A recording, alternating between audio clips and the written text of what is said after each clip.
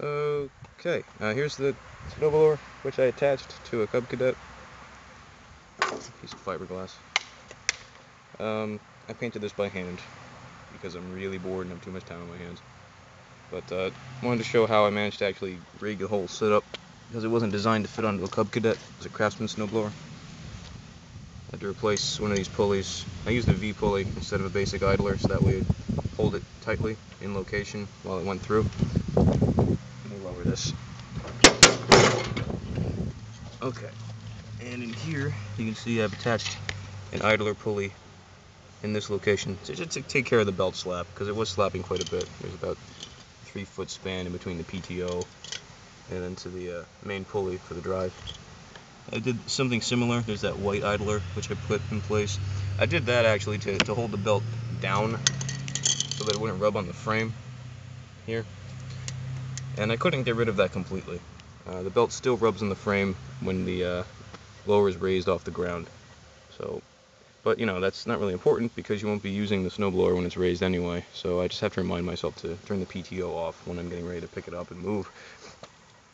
It's got a Kohler Magnum 20, it's a 19.5. I'm not sure why. I think they probably have a different type of carburetor on there that restricts airflow. But that's not the regular motor that came with it, obviously. It says Craftsman on it. I had to replace the one that was on there. And that's basically it. You see I've attached the frame unit in this location by using washers to fill up the gap for the space, because the frame on this mower is much smaller than the Craftsman was originally designed for.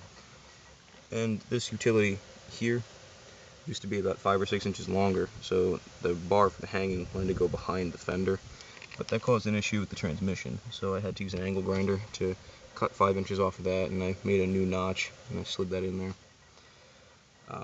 There were other things attached to this which I had to cut off.